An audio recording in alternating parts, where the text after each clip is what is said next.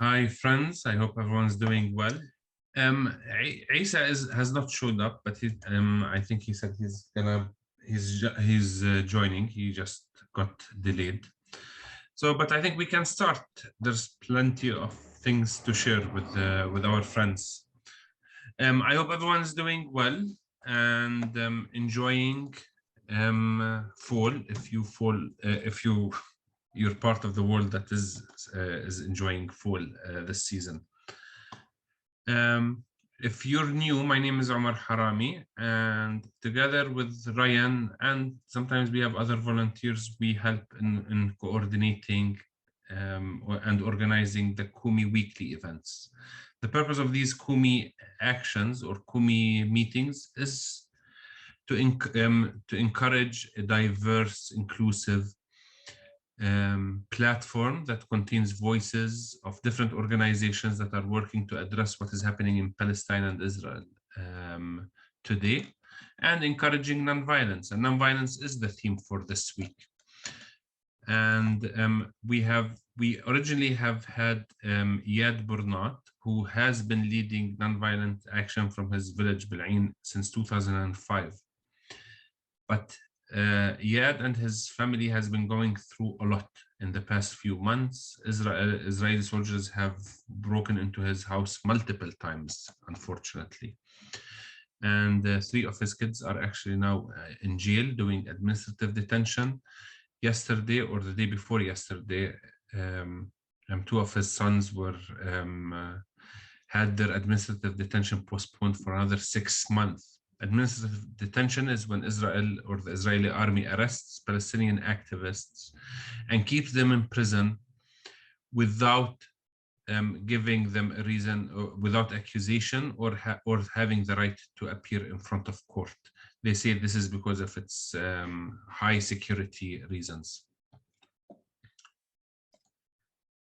So there are actually multiple Palestinian prisoners who are going on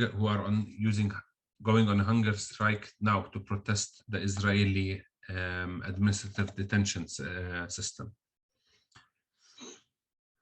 Although eventually most people force Israel to release them, yet a number of people continue to be part of this, to be victims of the administrative detention. So I would like for our friends, since we've had for people who arrived earlier, we started a conversation and I see still people who are joining. If you're willing, just write where you're joining us from, which part of the country of the world you're coming from. So thank you, Mariana, for being proud to be in Vancouver, to be the first one who's writing. So I am from Jerusalem, and Ryan is in the US currently.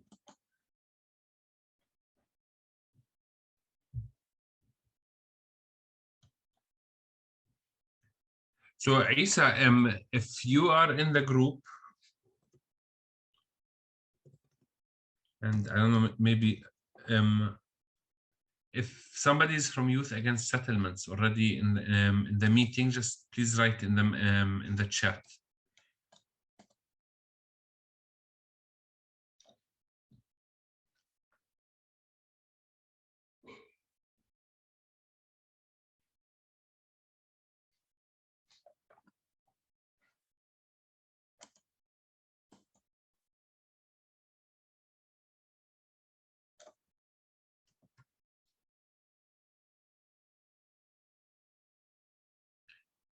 Thank you all for writing where you're from.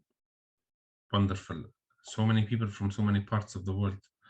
Germany, Canada, US, France. If we have somebody from the people who are joining as we speak from Youth Against Settlements, please just write in the chat. Because I don't see Issa, or if Issa, you have joined in a different name.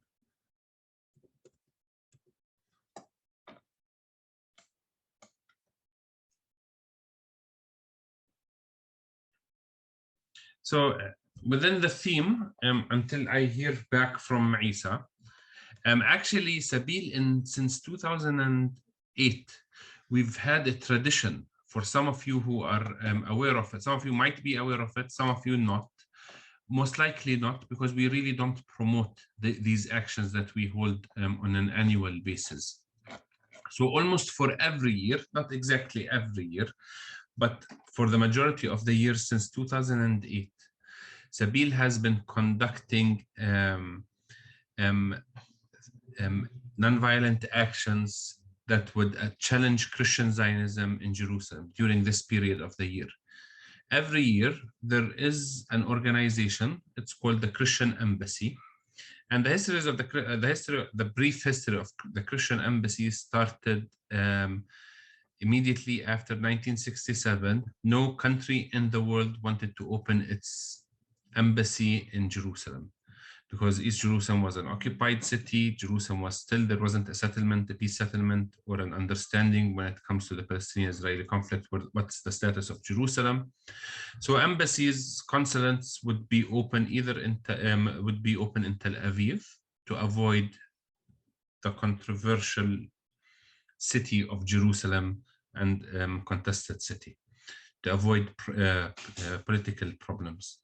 A number of Christians, mainly Christian Zionists, have been pushing since 1967 for their countries to open their embassies in Jerusalem. They failed, and Christians decided, we're not going to wait for countries to open it. We, the Christians, will open the Christian embassy in Jerusalem, because we acknowledge the right of Israel, of Jerusalem as the eternal capital of the state of Israel. And the Jerusalem embassy's role, the Christian embassy, the Jerusalem Christian embassy, main primary role was to promote Christian Zionism and to encourage Christian support for Israel. And as many of you who have been in our sessions, maybe 95% of Zionists around the world are actually Christian. They're not Jewish or Muslims. And now there's a growing movement of Muslim Zionists. And in a way, there's a very big variety of what does it, or different explanations or expectations of what does it mean to be a Christian Zionist. And Don Wagner, Steven Sizer, others have written extensively on this issue. What does it mean to be a Christian Zionist, and who is classified as Christian Zionist? So the Christian Embassy, to my understanding, works more like an ecumenical hub that brings all of these theologies together so that they can work together in an organized way to support Zionism and the right of the Jewish people to live in the land of the promise. The past 2 years, there hasn't been any, because of COVID, there hasn't been this Jerusalem march, which takes time during the Feast of the Tabernacles.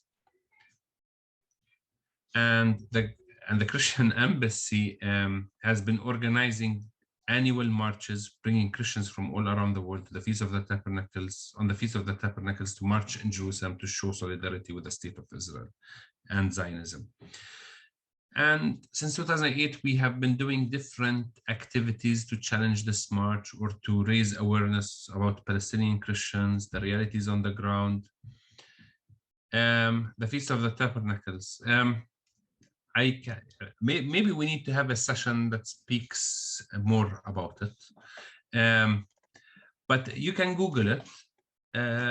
Jesus himself has participated in the Feast of the Tabernacles, I think once or twice in the Gospels, or there is reference to Jesus being in Jerusalem during this feast.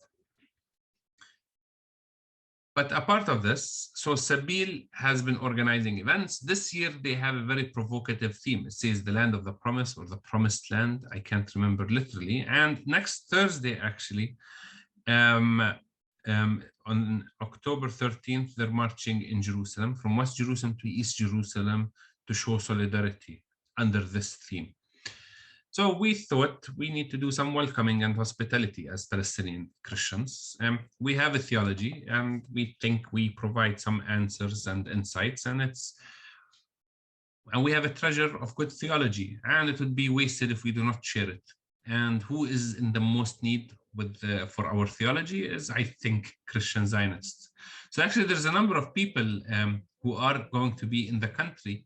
Some of them friends that some of you know. So Don Wagner will be in the country and others. So we have a number of liberation theologians or progressive theologians who are joining us. And we're doing an activity. We're still recruiting people. If you know people in Jerusalem who like to get in trouble or don't mind getting in trouble, please refer them to us. If you'd like to just get on a plane and come directly to Jerusalem, you're welcome, only if you can get a very good ticket price. But otherwise, please do keep us in your prayers as we're going to challenge our brothers and sisters in Christ in one way, who hold the theology that dispossesses us from our land and also does not include us in the kingdom of God. So some of these events that we've held have actually attracted like hundreds of thousands of views on the internet. People have shared articles, so they created multiple discussions. We know for sure at least 3 of the actions were addressed on the major events, and people spoke about them at the Christian embassy. So that's exciting in a way. And we do it in a way that it is non-violent, it is fun, but it is also serious. So please do hold us in your prayers.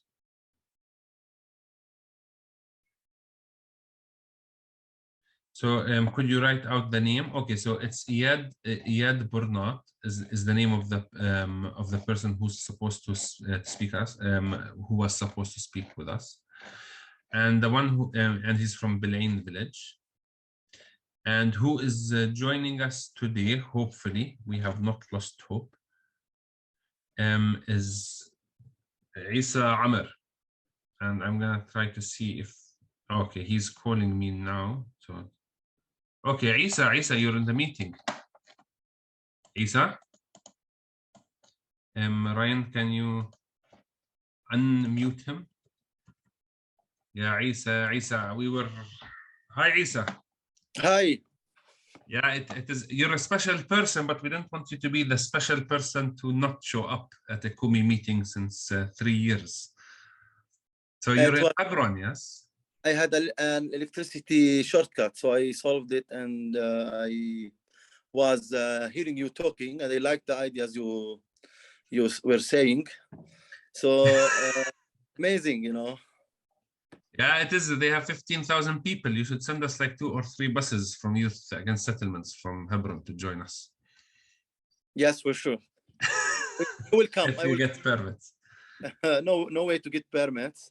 But something you know, very important. It's not about who's willing to be in trouble. You know, there is no change without a price. You know, I want the people to go on and stand for their passion and support it and ready to pay the price. It's about you know, being ready to pay the price, and without paying a price, there is no change.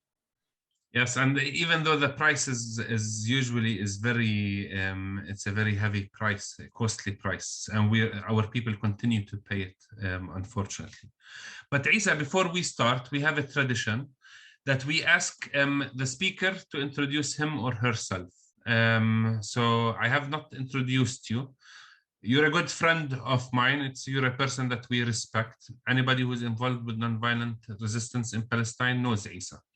Issa is very vocal, and he's the first to jump wherever there is problems, whether it is he challenges every system, whether it is the Israeli government, whether it is the PA, whether it's the corrupt business leadership or politicians.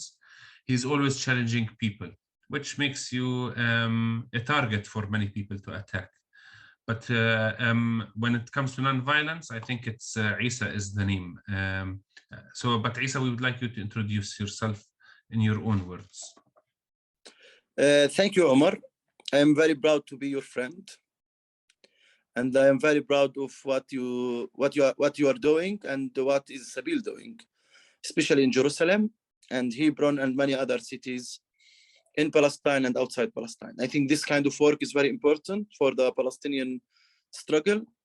And I say all the time that we, as Palestinians and our supporters and our solidarity groups and the people who have passion, they should not lose the hope. I am Issa Amro. I am 42 years old. I am from Hebron city. I am in profession electrical engineer, and I am volunteering with many Palestinian and international human rights organizations.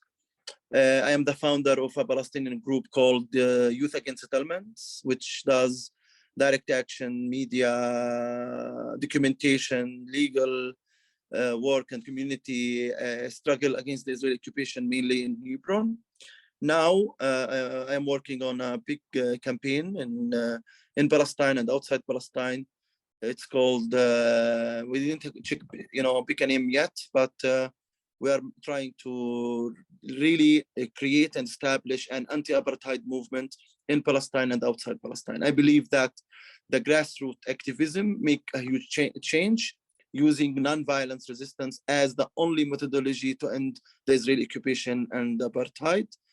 I was in Israeli jail many times. I was in the PA jail. I was indicted and convicted in the Israeli military court for my non-violence activism. I'm very proud of the team who work with me in Hebron and in West Bank and in Palestine and outside Palestine. And me and a friend of mine called Inat Weisman, she's an anti-Zionist, anti-occupation and apartheid Israeli activist. We created something called Play, it's art, how to make a revolution.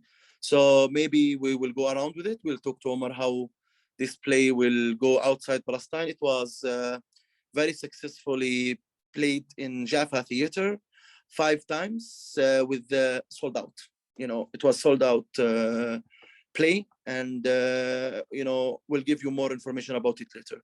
So Omar, I'm very happy to talk to you today and to your friends and the friends of Sapil and to everybody who is really willing to listen, to hear, to understand, to learn, to contribute to the Palestinian cause. Thank you, Issa. Issa, I think it's most of our friends are well educated about Palestine and what is happening in Palestine, but it's very interesting about the campaign that you're doing on apartheid. You just came from South Africa, am I correct? Yes, I came back from South Africa, and it was about connection and networking and having South Africa on our side. And we have many organizations from South Africa. They are joining our anti-apartheid movement now. Just to connect with with the talk, usually with the biggest Christian Zionist groups that come and that usually come during the Feast of the Tabernacles, it used to be American groups. And still, American groups are big, but we find that it's Brazil and South Africa. They're like the second biggest, or maybe now the biggest groups that are coming. Do you feel that there's a change in the stand of South Africa, or did you feel the solidarity was very strong? In South Africa, I met many organizations, many activists. I think the solidarity is still very high with the Palestinian cause, and even they downgraded the embassy level in Israel, and that was really great. And we talked about how we fight apartheid together and how the parliament can do something. And we in our campaign, which we will launch soon and send it to everybody, we will work with parliaments to declare Israel as an apartheid state. Many parliaments in the world to declare Israel as an apartheid state. And as apartheid state, it means a lot. And it's not Issa, Omar, or Sabil, or Youth Against Settlements, or anybody who found that Israel is an apartheid state. It's B'Tselem, the most famous Israeli human rights organization. It's a Human Rights Watch, the most famous American human rights organization, and Amnesty International, which is the most famous British, EU, and they are the main 3 human rights organizations in the world. So this is why we want to focus on the coming days on fighting apartheid, exposing apartheid, and our campaigns will be apartheid campaign. Omar, I want to talk something about. I know that everybody is informed, but a lot of things on the ground now, it's really new. and there is a lot of hard concrete work from the Israeli settlers and the Israeli government on the ground, which we should update our supporters, our friends, about what is happening in Palestine these days. And I mean, today there was like a big attack of settlers went into Ramallah, and there's so many, and in Nablus. So settler attacks are growing everywhere in the West Bank. They used to be like, we take groups to Hebron to see the worst violence from settlements. Now it's happening everywhere.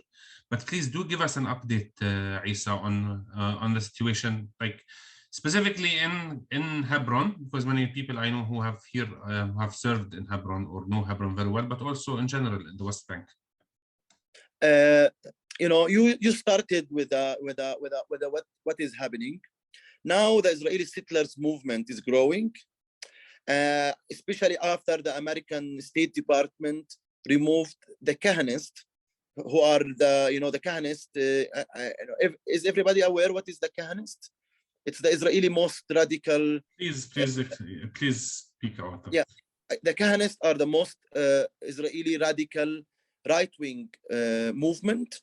They are the follower of Meir Kahane, Kach movement, which was declared in the 90s and the late 80s as a terrorist organization, and it was led by Meir Kahane, who was really one of the main leaders of this movement. And it was announced as a terrorist organization, but in Israel, in UK, in many other countries, and especially in the US. And recently, the State Department, the American State Department, declared them as removed them from the terrorist list. So the settlers got a huge power to organize pogroms. So organized groups, they attack Palestinian villages, Palestinian main roads, by stones, by shooting toward them. They vandalize the land. We see much more settler violence with much less international condemnation or international objection about that, or doing about anything like that. And we see less Israeli accountability. We see the Israeli soldiers near Israeli masked settlers attacking Palestinians, and today they were attacking Ramallah. So they usually do these things. But this is not what I was talking about. I want to talk about is the surveillance systems. I don't know if anybody touched that or yet with you, Omar. The surveillance system and the technology they use now to map the Palestinians, to observe the Palestinians, and to really, violate the privacy of the Palestinians. And this is one hand. The other hand, they are now upgrading their weapons to be with automatic systems. So now even the machines, that are shooting toward Palestinians. So you will see in the military jeeps or on many checkpoints, you will find a lot of, we call it automatic guns, which is controlled by a robot, not by a human. And in Hebron recently, they installed for the first time at the most busy checkpoint, Shuhada Street checkpoint, a weapon. And Haaretz wrote about it, and many other media organizations wrote about it, that the Israeli army is using this technology. So why they use it? To scare the Palestinian, to terrify the Palestinian. And it's that they use the Palestinians as a training object and a simulation for the security companies in Israel to practice on the Palestinians. This is severe how they are using technology, and for sure there is many international technology, high-tech companies. They invest in this kind of systems. So this is what we can target in the future. How come the Israeli military is using this kind of weapons, not on borders, inside the cities and on the military jeeps, and they want to use the drones against Palestinian protesters? Imagine that the tear gas and the rubber bullet and live ammunition will be shot by a drone or by an automatic gun, who will shoot with certain programming, and the failure is what it means, technology, and what it means that we use the machine. It's about the age of robot, using robots in war, And this is what is happening on Palestinians. Despite that, there is no real need for this kind of robots. The Shuhada State checkpoint is staffed by Israeli soldiers 24/7. Why they need a weapon which is controlled by a computer or by surveillance? It's about technology. They want to try it on the Palestinians so they can sell it. It's connected to Pegasus, the spy programs which Israel sold to many countries to spy on human rights defenders, and Israel was using it too to spy on Palestinian and international solidarity groups, you know, the Palestinian activists and the solidarity groups all over the world. And the surveillance that you have cameras, Israel now have high-tech cameras to track Palestinians wherever they go. They know me from my face. They have a program called Blue Wolf. Blue Wolf, it's used on the computers. And the most recent threat that they made an app. This app, it's called Blue Wolf on the phones, that soldiers in the checkpoint or anywhere, they will know who's Issa, who's Omar. They track us, they know where we go, you know, and they know all the information about us. And I was detained in the last 4 or 5 months, maybe 10 times, humiliated, tortured by Israeli soldiers based on that they know what is my political affiliation, because I'm an activist against the occupation. They will know, they will see my files, they see how many times I'm arrested. They will act to me according to their attitude and their ideology. So if they are right wing, they don't like that I'm a human rights defender, they make your life harder. And the military occupation, as Palestinians, we don't have any rights under the Israeli military occupation. So Israel now is using a lot of surveillance all over West Bank, you know, to track Palestinians, map Palestinians, go after Palestinians, violate the privacy of Palestinians. And something else very important, it's about simulation for, you know, the certain security and weapons companies who are producing this kind of technology to sell it over to many other countries, maybe to sell it to Russia, to sell it to India for fighting Kashmir or anywhere else. You know, this is what Israel now is doing with their businesses. It's about selling weapons and you know, military high-tech solutions, and they practice it on the Palestinians. Nobody is talking about that yet.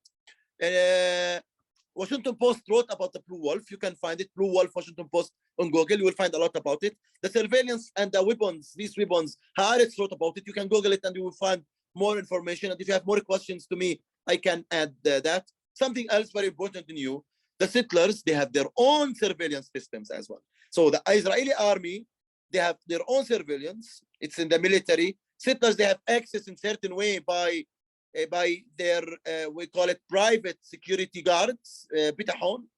And then the settlers are creating their own surveillance systems in West Banks, you know, to attack Palestinian villages, to escape from, you know, from Palestinian cameras. So they know where our Palestinians are gathering, what Palestinians are doing. So the settlers, they have their own surveillance to violate the privacy. So as an activist and as a human rights defender, I'm afraid about my life now. Not only me, many other Palestinian human rights defenders and even Israeli human rights defenders, they're afraid about their life because they are now an easy target for the Israeli right-wing groups and fanatic groups, and who are really extreme these days, to be attacked through this kind of surveillance and this kind of cameras and applications and high-tech solutions. And they are not shy to you know, talk about it on social media. They are very proud of it. And unfortunately, all these equipments to the Israeli settlers are funded from abroad, especially from the United States. So this kind of funding, it's about not even, you know, promoting or contributing to the occupation. It's in a way or another giving the settlers a way or another, you know, to undermine the Palestinians, to go after Palestinian human rights defenders, to violate the privacy of the Palestinians. Israel is going on with its annexation plan. So if you go from Jenin, Road 60 to Ramadin, from the south to the north, Israel is expanding the roads. They are building these days a lot of industrial zones, commercial zones in West Bank. They are building, you know, universities. They are building highways. They are building to a lot of settlements in a way or another. And there is a lot of house demolition in area C and sometimes in area B, and especially Omar knows more than me about that in East Jerusalem. So Israel didn't stop. And area A now they're going into Palestinian cities and demolishing houses. Yes, exactly. So so the annexation plan, it's going on by Israel. So it was announced that it stopped in the media, but as facts on the ground, we see a lot of we call it creating facts on the ground to annex West Bank to Israel. The Israeli civil administration now, they have a huge responsibility on the Palestinians, and they take more responsibility from the Palestinian Authority, much less authority. They want the Palestinian Authority to be only security authority without any political identity. So this is how the Palestinian Authority is moving from a political regime to a security regime, and this is what they are doing with the Palestinian Authority and forcing the Palestinian Authority. And nobody in the international community is talking about the two states. Lapid in the UN lied a lot that Israel is ready for two-state solution, which is bullshit. It's a big lie. He is ready. He says that I want everybody to come to Israel to see the equality. Me too. I say to everybody who's listening to me and listening to you, or who invite them, send them to Sabir, send them to us in Hebron to show them the real image and the real Israeli occupation and apartheid, segregation, separation in West Bank, and the siege on Gaza, and the attacks and the human rights violations in East Jerusalem. So they want the people to come. I don't want the people to believe the Israeli political leaders who are lying day and night. And unfortunately now, as Palestinians, we became an election object for the Israelis. So everybody's trying to be more aggressive on the Palestinians.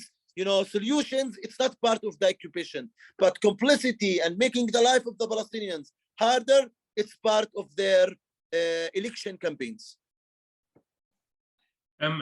Issa, many people are already speaking that we are already in a third intifada.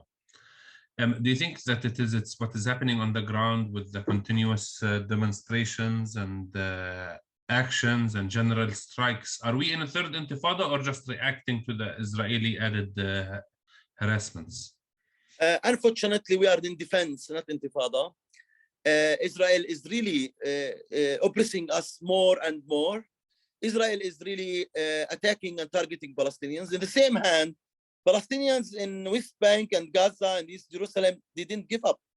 We never stopped struggling against the Israeli occupation with our non-violent struggle, with our non-violence resistance. We are doing a lot of activities on the ground.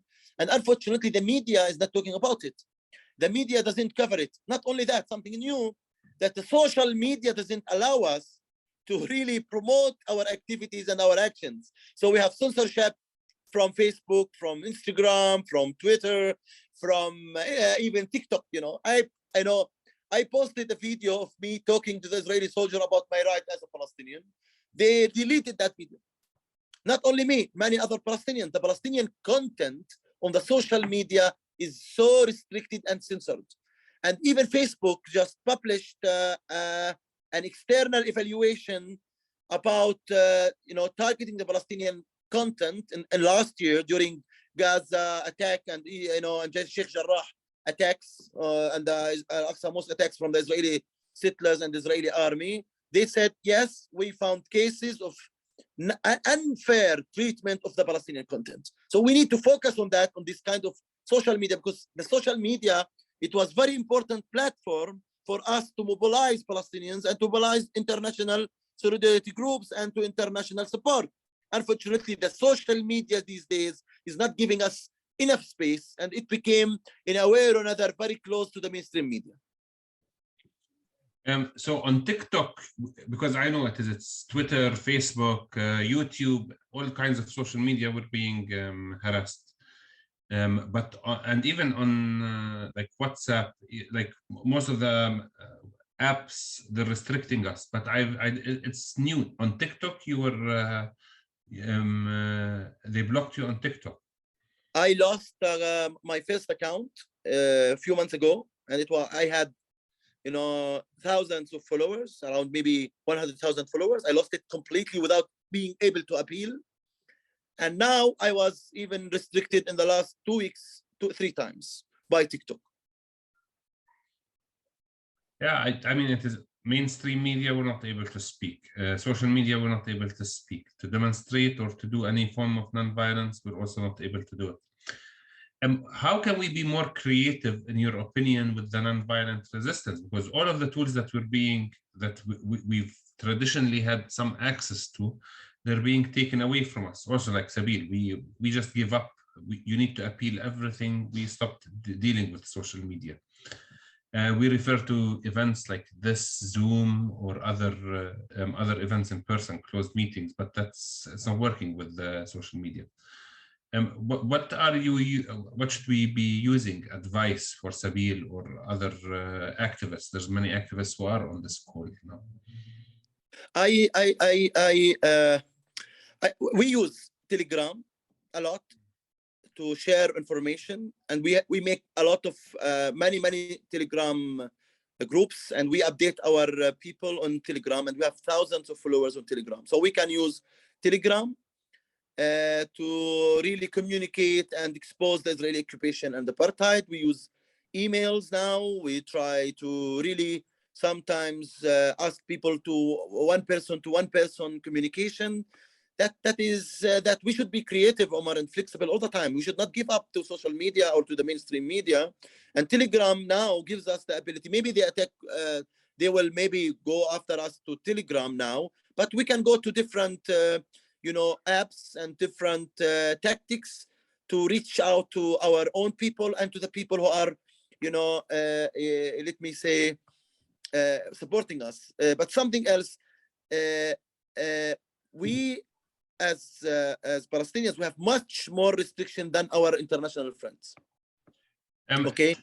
But some people are asking, because many people are not familiar with Telegram. Telegram is similar to like WhatsApp, or you can download it from the App Store or from Android, and it gives you it's like a closed channel that there hasn't been much restrictions on Telegram.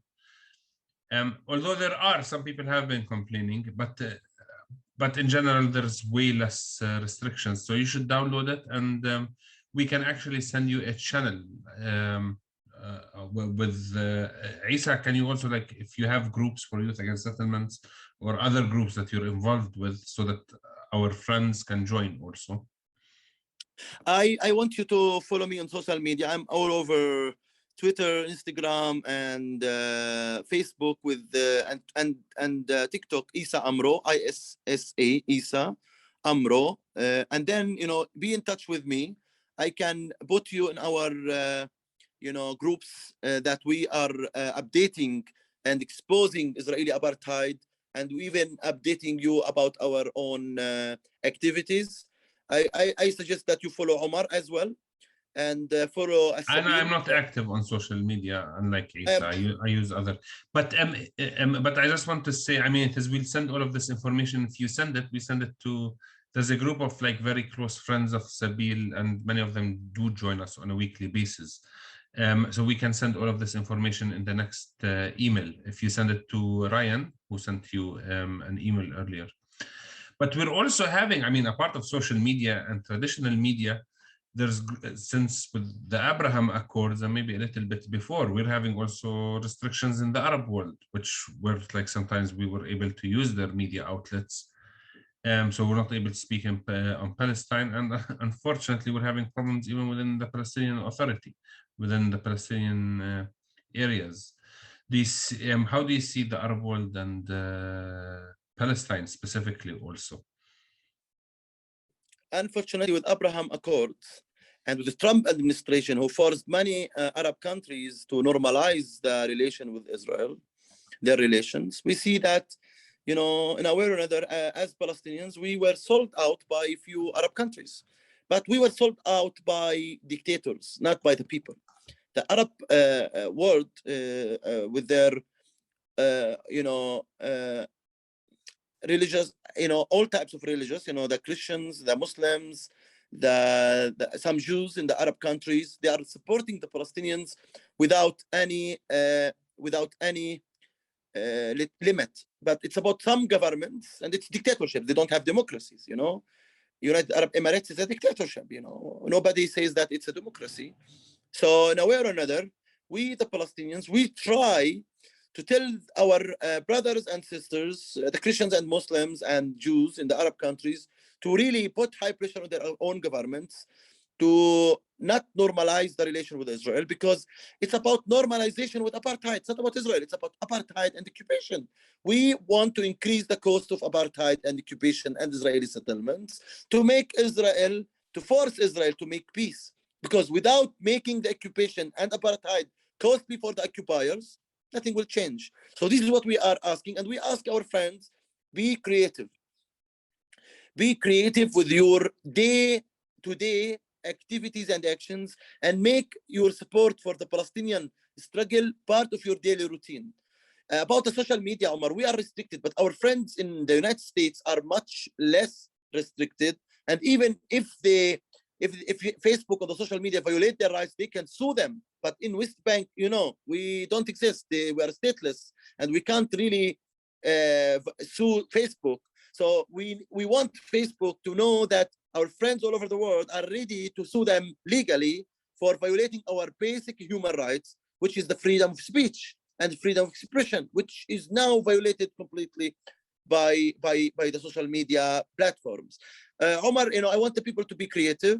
I'm ready to stay in touch with them, with you, with everybody, about actions, campaigns all over the world that we can really all together agree on them. If anybody has an idea, even, we as Palestinians, we see the activists all over the world, in spite of their nationality or their religion, are part of our struggle, and they have something to say. They have something to do. So we are all partners, and we can work together to make the occupation costly using only non-violence resistance.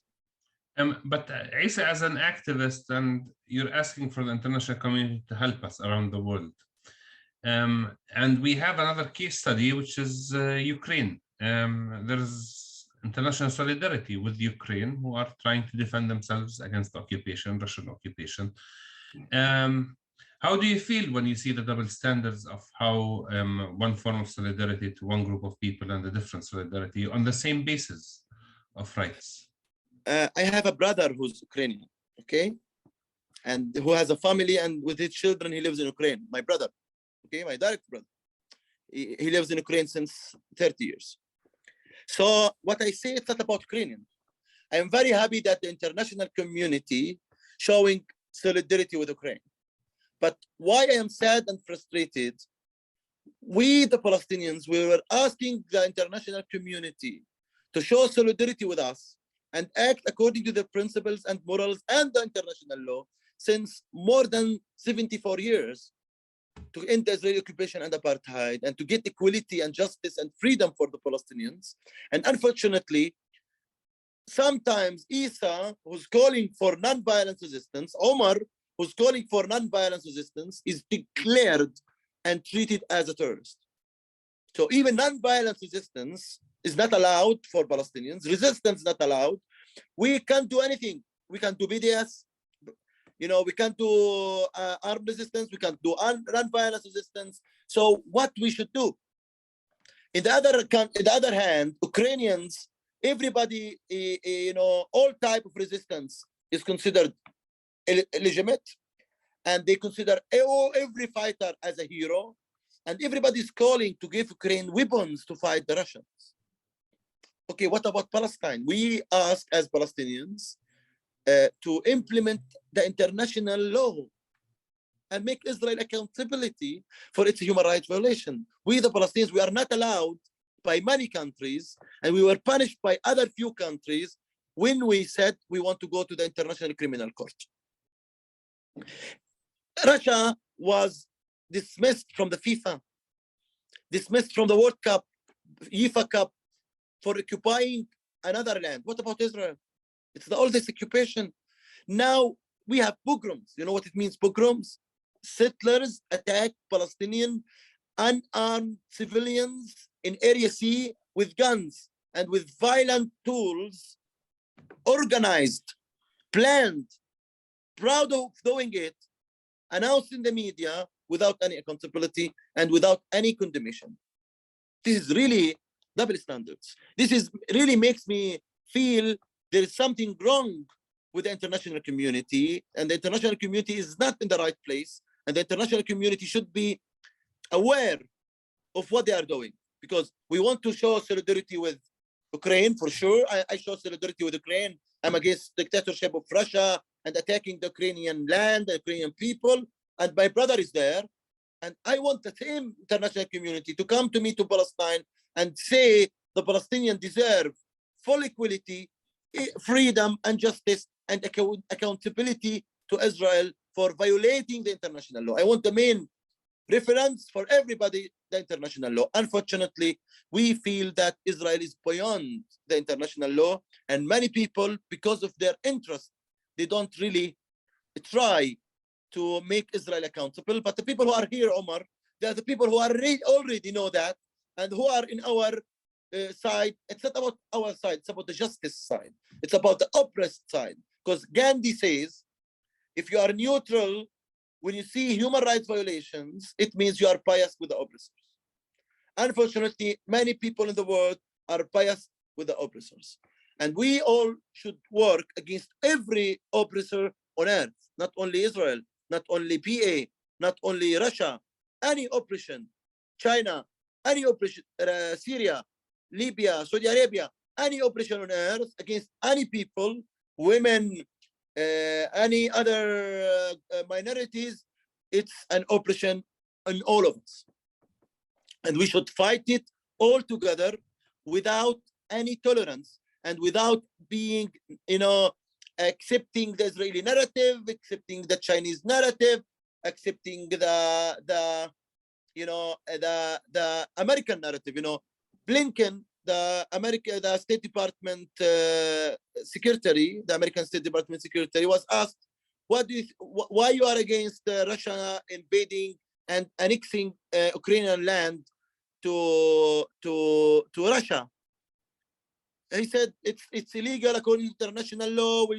Russia should not annex Ukrainian land, occupy Ukrainian land. And he was asked directly by the reporter, what about Golan Heights? Why the United States accepted the annexation of Israel of the Golan Heights? He answered that Golan Heights is very important for the security of Israel. Look to this double standards openly, openly. How come Golan Heights is important for the security of Israel? And, some Ukrainian land is not important to Russia. I say it's very land, clear. The hypocrisy is very clear. But Issa, you're one of the people, one of the very few Palestinians who had access to very influential people around the world. On your tours, people, when they come to Hebron, they meet with you. You've met with Bernie Sanders, you've met with high officials from Europe, from different parts of the countries. So I'm sure that I know you speak to them and you tell them, what they need to hear. How do they usually respond to you?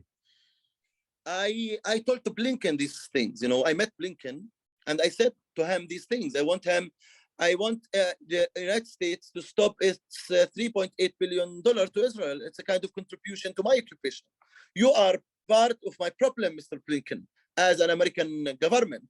Your taxpayers, they contribute to apartheid in Palestine and contribute to occupation, because $3.8 billion is donated without any conditions for Israel. So I said it directly, and usually they try to stay nice and say, okay, it's not a switch. But really, Omar, the problem is not with Blinken. Blinken is a human being, and maybe he likes what are we doing. It's about the systems. So this is why we need solidarity groups. So there are no neutral country in the world related to the Israeli-Palestinian issue. The majority of the countries officially are really supporting the occupation in a way or another. So their neutrality, it doesn't exist. So we want the people who are listening to me to be creative, to sit down, plan, and do strategy estimate how to make the occupation costly for Israel, and how to make supporting the occupation costly for any politician or any celebrity or any media person in their own countries. Recently, I heard the UK Prime Minister saying, I'm a Zionist, and I'm a huge Zionist. What? What? You are giving our land again, Balfour Declaration, to the Israeli apartheid and occupation, UK should correct your historical mistake by giving Palestinian justice and supporting the Palestinians, not the opposite. So we want the British people who are really supporting Palestine to stand firm against their prime minister and against any politician or any celebrity who's proud of supporting the Israeli occupation and apartheid. I mean, the UK has been one of the strongest, at least within the European countries, in Jerusalem, defending international law and speaking in favor of a two-state solution. But things are changing around the world, even in historically pro-Palestinian or pro-two-state solution countries. It's becoming a mess. Do you feel that everyone is shifting to be very pro-Zionist? No, I see officials and certain right wings are pro-Israel and pro the Israeli occupation and apartheid. But I see a huge shift in many people, public opinion, pro-Palestine. But in Europe, the right wing in Italy, in Sweden, in different countries, they're winning, Issa. Yes, they are winning, not because of supporting Israel, Palestine, or something like that. They are winning for their internal issues. And I can say that in Europe especially, fascism is growing, okay? And right wing is growing. But in North America, for example, Brazil and other countries, we see that leftists are really moving into power. So in a way or another, we should depend on people, not on governments. This is where we should work. They are our main asset. So we should work more on the people, and one day we will have the power all together to change the reality. Now it's really dark, but we should not give up. It's the time to act, by the way, Omar, and to be active. When there is really dark, you should light a candle. During the day, if you light a candle, nobody sees your candle. But during the night, your candle can make light. And this is what I want from our solidarity groups. Now it's the time to act, be active, and not to give up hope, and go on with your struggle against Israeli occupation and apartheid, and against any kind of fascism in Europe or in Africa or anywhere else on earth. Issa, you've been also, I mean, it is for people who follow you are aware that you've been shot at by Palestinian bullets, sadly, or you've been attacked, I mean, been arrested by the Palestinian Authority. There's a growing, shrinking space pressure happening on human rights organizations, activists, even within the Palestinian Authority areas. Why do you think this is happening when Palestinians should be supporting everybody who's defending human rights in Palestine? Unfortunately, the Israeli occupation and many other countries, they chose certain type of leadership in Palestine, and they have good relation. This is really a big deal. So Israel controls all aspects of our life. They control water, they control electricity, they control food production, they control transportation. So few Palestinians, they accepted to be subcontractor of the Israeli occupation to get some benefits from the Israeli occupation, as very important person card, businessman card, 00 permit to work in Israel. And the majority of Palestinians refuse that benefits from the Israeli occupation. And those people who became elite in the Palestinian society, they really affecting our struggle as Palestinians. But we tell people all over the world, don't listen to them, listen to our rights to get our freedom, justice, and equality, and to the people who are really paying high price to resist the Israeli occupation. I'm one of the Palestinians who's ready to pay the price, because I believe there is no change without paying the price. And I'm really exposing Israeli occupation, Israeli apartheid, and Palestinian Authority corruption and dictatorship. And I'm calling for democracy, for a new generation of Palestinians to lead the Palestinian struggle. Thank you, Issa. It has been great being with you. We have a few minutes left. I want to ask you for closing words. Closing words. I tell everybody who's listening to us now, don't give up hope. Be united. Be engaged with other groups. Be engaged with the Palestinians on the ground. We as Palestinian activists, we need you to protect us from the Israeli brutality and from the Israeli oppression, and to exist and to stay. Promote and post Palestinian voices. Integrate yourself with political organizations, and never, never, ever lose hope, and stay creative, and part your fighting Israeli occupation and apartheid part of your daily routine. Any tweet makes difference. Any social media post makes difference.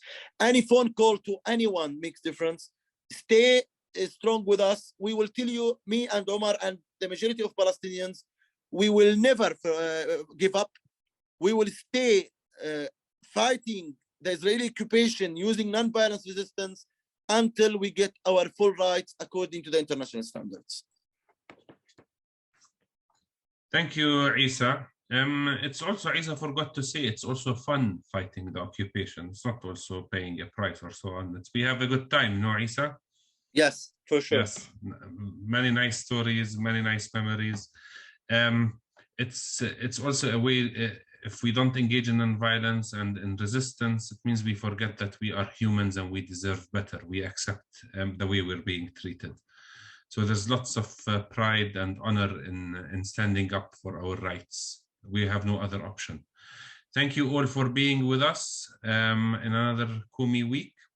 And thank you, Issa, for being with us. Keep up the good work. Good luck with the new campaign. And we hope to receive information so that we could also join